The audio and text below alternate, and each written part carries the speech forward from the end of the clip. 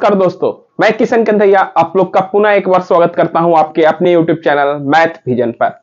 आज हम लोग पढ़ रहे हैं सर्किल वृत्त के बारे में और यह वृत्त का दूसरा पार्ट है। पिछले पार्ट में हम लोग वृत्त का इंट्रोडक्शन को पढ़े थे और आज हम लोग पढ़ेंगे स्पर्श रेखा और उससे संबंधित इंपॉर्टेंट प्रश्न जो आपके बोर्ड एग्जाम में आने वाला है। तो आप यूं ही हमारे साथ बने रहिए और वीडियो पसंद आ रहा है तो अपने मित्रों के साथ शेयर करते रहिए। चलिए आई होप आज का क्लास को शुरू करते हैं। देखिए आज हम चर्चा करने जा रहे हैं स्पर्श रेखा की। जैसे देखिए एक सर्किल, ये मेरा एक सर्किल है और ये सर्किल के बाहर को एक बिंदु लिया गया, कोई एक बिंदु O केंद्र वाले एक सर्किल है, केंद्र O का एक सर्किल है और एक बाह्य बिंदु P है, एक बाह्य बिंदु P है। तो अगर हम इस बाह्य बिंदु पर से इस वृत्त पर कोई स्पर्श रेखा खींचते, एक बाह्य बिंदु से किसी वृत्त पर स्पर्श रेखा खींचते हैं जो इसको A तथा B बिंदु पर स्पर्श करती है। देखिए आज हम लोग देख रहे हैं वृत्त से संबंधित स्पर्श रेखा का कॉन्सेप्ट। स्पर्श रेखा, स्पर्श रेखा से संबंधित सारे कॉन्सेप्ट को आज हम लोग समझेंगे। एकदम बढ़िया से ध्यान पूर्वक देखिए, आज स्पर्श रेखा से संबंधित कोई भी कॉन्सेप्ट आपसे छूटेगा नहीं और इससे संबंधित अगर बोर्ड एग्जाम में कोई भी प्रश्न बनता है तो आपसे बिल्कुल नहीं छूटेगा। एक चीज याद रखिए, ध्यान से देखिएगा, यहां पर एक बिंदु है P जो क्या है, बाह्य बिंदु है, वृत्त के बाहर कोई बिंदु है, यह है इसका केंद्र। अगर हम इसकी बात कर ले तो यहां पर ये स्पर्श रेखा हो गया और ये स्पर्श रेखा, यहां पर स्पर्श रेखा हो गया AP और दूसरा स्पर्श रेखा हो गया BP। और एक इंपॉर्टेंट सी यहां पर घटना होती है, वो क्या होती है कि AP और BP आपस में बराबर होती है। यानी कि आप सीधा समझ लीजिए कि किसी बाह्य बिंदु से किसी वृत्त पर दो स्पर्श रेखा खींचे जा सकते हैं। किसी एक बाह्य बिंदु से किसी वृत्त पर दो स्पर्श रेखा खींचे जा सकते हैं और दोनों स्पर्श रेखा की लंबाई आपस में बराबर होता है। समझ रहे बात को? किसी एक बाह्य बिंदु से किसी वृत्त पर दो स्पर्श रेखा खींचे जा सकते हैं और दोनों स्पर्श रेखा की लंबाई क्या होता है, आपस में बराबर होता है। यहां तक आप लोग समझ लिए। अब यहां पर हमने दो चीज सीखा। पहला क्या कि एक बाह्य बिंदु से दो स्पर्श रेखा खींचे जाएंगे। कितने स्पर्श रेखा खींचे जाएंगे? एक बाह्य बिंदु से दो स्पर्श रेखा खींचे जा सकते हैं और दूसरा चीज हमने देखा कि दोनों स्पर्श रेखा की लंबाई आपस में क्या होता है, बराबर होता है। चलिए दूसरा पॉइंट देखते हैं। दूसरा पॉइंट ये है, हम देखते हैं कि देखिए अगर ये कोई एक वृत्त है, ये सर्किल है जिसका केंद्र O है, यहां एक बिंदु है, ये O है, एक बाह्य बिंदु P है और इस पर अगर हम स्पर्श रेखा डालते हैं, समझिए अगर किसी बाह्य बिंदु से किसी वृत्त पर स्पर्श रेखा खींचा गया, इसका नाम A है और इसका नाम B है। तो एक कॉन्सेप्ट को आप समझिए कि यदि यहां पर एक स्पर्श बिंदु होगा, यहां पर एक स्पर्श बिंदु होगा, अगर इस स्पर्श बिंदु को केंद्र से मिलाते हैं, इस स्पर्श बिंदु को केंद्र से मिलाते हैं तो यहां पर यह लंबवत होता है, परपेंडिकुलर होता है, 90 डिग्री का कोण बनाता है। याद रखिए, मतलब कि स्पर्श रेखा पर अगर केंद्र से मिलाने वाली कोई रेखा खंड यानी कि त्रिज्या, स्पर्श बिंदु, देखिए स्पर्श बिंदु क्या हो गया, वृत्त की परिधि पर है और वृत्त की परिधि या केंद्र इसको मिलाएंगे तो ये क्या हो जाएगा, त्रिज्या हो जाएगा, R हो जाएगा। ये भी आपका क्या हो जाएगा, त्रिज्या हो जाएगा, R हो जाएगा। तो याद रखिए कि यदि कोई स्पर्श रेखा के स्पर्श बिंदु पर अगर एक त्रिज्या खींचा जाता है तो वो इस पर क्या होता है, लंब होता है, 90 डिग्री का कोण बनाता है। बहुत ही इंपॉर्टेंट पॉइंट, बहुत ही इंपॉर्टेंट पॉइंट है कि कितना डिग्री का कोण बनाता है, 90 डिग्री का कोण बनाता है। ठीक है, यहां तक आइए आप समझ गए। अब यहां पर देख रहे हैं कि यहां पर देखिए ये 90 हो गया और ये भी तो कुछ होगा। तो इस कॉन्सेप्ट को समझिए, अगर इसको कोण 1 मानते हैं और इसको कोण 2 मानते हैं तो याद रखिए इसके अनुसार कोण 1 प्लस कोण 2 बराबर 180 डिग्री। कोण 1 प्लस कोण 2 बराबर 180 डिग्री होगा। यहां से भी आपके प्रश्न बनते हैं। यहां से भी आपके प्रश्न बनते हैं।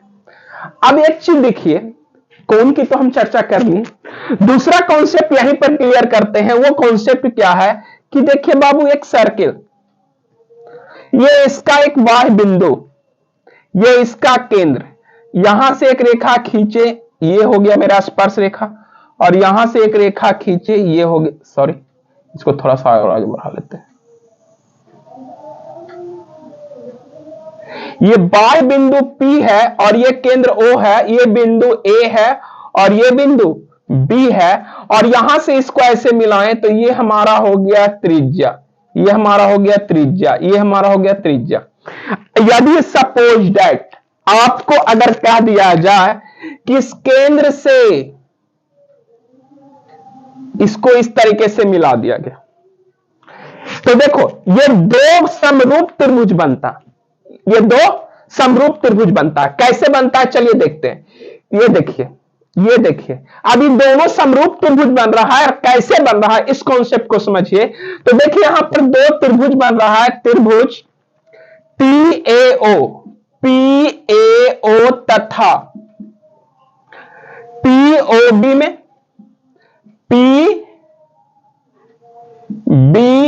में दो त्रिभुज है, एक त्रिभुज है PAO और दूसरा POB में क्या देख रहे हैं, जो देखिए कोण A बराबर कोण B यानी कि 90 डिग्री।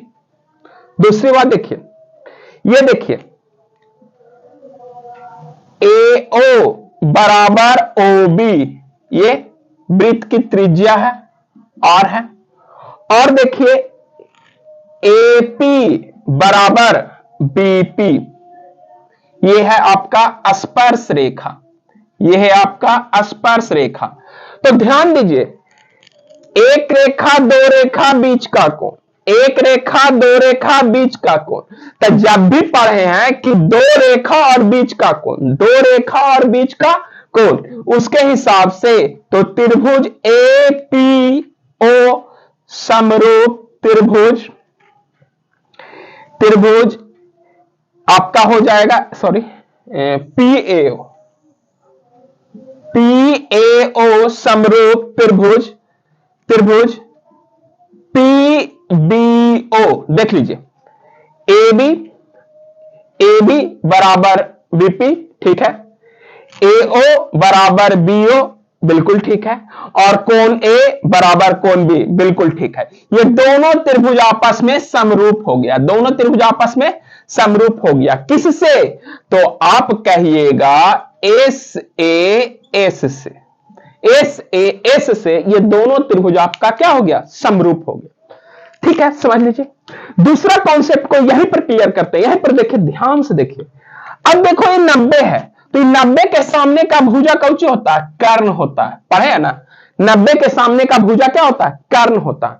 जबकि ये कर्ण है बाबू, तो अगर आपकी इसकी लंबाई पूछ दे, मतलब OA बराबर आपको पूछ दे, तो क्या कीजिएगा, अंडर रूट AB का स्क्वायर और प्लस AO का स्क्वायर नहीं कीजिएगा, कीजिएगा ना, कीजिएगा कि नहीं कीजिएगा। देखिए यहां पर ध्यान से, यहां पर आपका एक कॉन्सेप्ट आया, बिल्कुल इस कॉन्सेप्ट को क्लियर कीजिए, समझिए ध्यान से। देखिए फिर से हम इसको करते हैं, ये हमारा देखिए यहां बहुत इंपॉर्टेंट है। कभी कभी ऐसा आपका होगा, यहां एक संबंध स्थापित होगा, वो क्या होगा, OP का स्क्वायर, OP का स्क्वायर यानी कर्ण का स्क्वायर बराबर लंब का स्क्वायर प्लस आधार का स्क्वायर, पढ़े थे।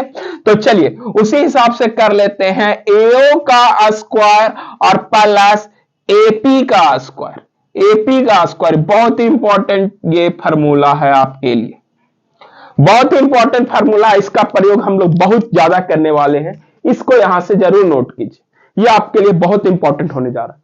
क्योंकि कभी कभी ऐसा होगा कि दोनों के बीच की दूरी पूछ देगा, कभी कभी ऐसा होगा कि ये आपका स्पर्श रेखा की लंबाई पूछ देगा, कभी कभी ऐसा होगा कि ये दोनों दे रहेगा आपका त्रिज्या की लंबाई पूछ देगा। तो ये आपके लिए बहुत ही इंपॉर्टेंट होने वाला है ये फार्मूला, तो इसको जरूर समझिए। ठीक है, अब चलिए हम कोण पे चर्चा करते हैं। जैसा कि हम यहां देखा कि ये दोनों कोण, कोण से भी एक प्रश्न बनता, कोण को भी ध्यान से समझिए, ये दोनों कोण का योग हमारा 180 डिग्री होता है। तो अगर इस कोण का मान दिया हुआ इस कोण का पूछे तो आप निकाल लीजिएगा, निकाल लीजिएगा, हाँ बिल्कुल निकाल लीजिएगा। लेकिन एक स्थिति ऐसा भी बनता है कि ये मेरा एक सर्किल है, सर्किल के जैसा तो लग नहीं रहा है जी, चलिए इसको फिर से एक बार इरेज करते हैं। देखिएगा, कॉन्सेप्ट क्लियर कीजिएगा, कॉन्सेप्ट आपको क्लियर हो गया तो सब कुछ क्लियर हो जाएगा। अब देखिए यह एक सर्किल है, चलो ये भी सर्किल के जैसा नहीं लग रहा है लेकिन हम सर्किल मान लेते हैं। यह एक सर्किल है जिसका केंद्र क्या है O, और यहां एक बाह्य बिंदु है। अब इस पर से इस तरह स्पर्श रेखा खींचे, खींचे, इस पर इस तरह लम जाएगा और इस पर इस जगह लम जाएगा, और इसको यहां से हम ऐसे मिला दिए। देखिए कॉन्सेप्ट को समझिएगा, अगर ये केंद्र O है, ये P है, यह स्पर्श बिंदु A है और यह स्पर्श बिंदु B है। अभी कॉन्सेप्ट देखें कि ये पूरा कोण और ये पूरा कोण दोनों का योग कितना होता है, 180 डिग्री।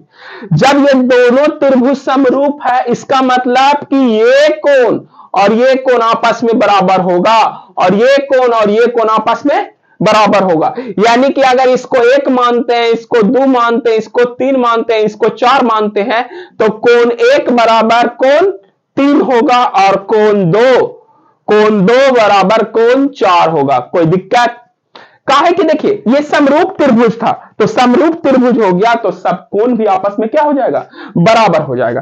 अब इसके हिसाब से अगर देखें, इसके हिसाब से देखें तो इसके हिसाब से हम क्या पाएंगे, इसके हिसाब से हम पाएंगे क्या पाएंगे, जो देखिए कि कोण 1 प्लस कोण 2 बराबर 90 डिग्री, और कोण 1 प्लस कोण 2 ये दोनों मिलकर 90 डिग्री, और कोण 3 प्लस कोण 4 बराबर 90 डिग्री होगा। ये देखिए इस कॉन्सेप्ट को क्लियर कीजिए। यहां पर हम पाए कि ये दोनों कोण का योग 90 डिग्री है और ये दोनों कोण का योग 90 डिग्री है। समझ रहे बात को, इस दोनों कोण का योग कितना है, 90 डिग्री है, और इस दोनों कोण का योग 90 डिग्री है। मतलब कि अगर ये पूरा कोण दिया हुआ है और पूरा कोण पूछे तो दोनों का योग 180 है। अगर इस 120 है तो ये मेरा 60 हो जाएगा, और अगर ये कोण दिया हुआ है, कोण एक दिया गया है 60 डिग्री, तो ये आपका हो जाएगा 30 डिग्री। कभी कभी ऐसा होगा कि ये कोण दे दिया गया है 60 डिग्री, तो ये आपका कितना है, 30 डिग्री। अब पूरा कोण पूछ दे तो 3 दूनी के 60 डिग्री, डबल दुगुना होता है। तो इसको थोड़ा सा इरेज करते हैं, ये सब समझ गए होंगे आप लोग। चलिए इसको मिटाकर यहां पर और कुछ कॉन्सेप्ट क्लियर करते हैं जिसको हम लोग देखेंगे। अब देखिए कोण वाला कॉन्सेप्ट को रहने देते हैं, ये तो आप समरूप त्रिभुज समझ लिए, इसको भी इरेज करते हैं। अभी देखिए इसमें बहुत कुछ समझना है बाबू, एक एक पॉइंट आपके लिए महत्वपूर्ण है, एक एक पॉइंट आपके लिए महत्वपूर्ण है। क्या महत्वपूर्ण है जो समझिए, अगर आपसे कहे कोण 1 बराबर 60 डिग्री, कोण 1 बराबर 60 डिग्री, और कोण 2 प्लस कोण 4 बराबर कितना होगा, कोण 2 प्लस कोण 4 बराबर कितना होगा। देखो अभी देखो कोण 2 प्लस कोण 4 दोनों आपस में बराबर है, यानी इसी को हम लिख सकते हैं 2 कोण 2 लिख सकते हैं। कहा कि कोण 2 बराबर है कोण 4 का, तो कोण 2 के जगह पर तो 2 है ही है, कोण 4 के जगह पर भी तो 2 लिख सकते हैं, तो यहां से हो जाएगा 2 कोण 2। अब देखो सोचो, ये आपका है 60, ये आपका कितना है 60, दोनों मिलकर हो रहा है 90, तो ई कोणवा कितना 30। जब ई कोण 30 हो गया यानी कि 2 गुना 30 यानी कि कितना डिग्री का हो जाएगा, 60 डिग्री। 2 गुना 30 यानी कितना हो जाएगा, 60 डिग्री का।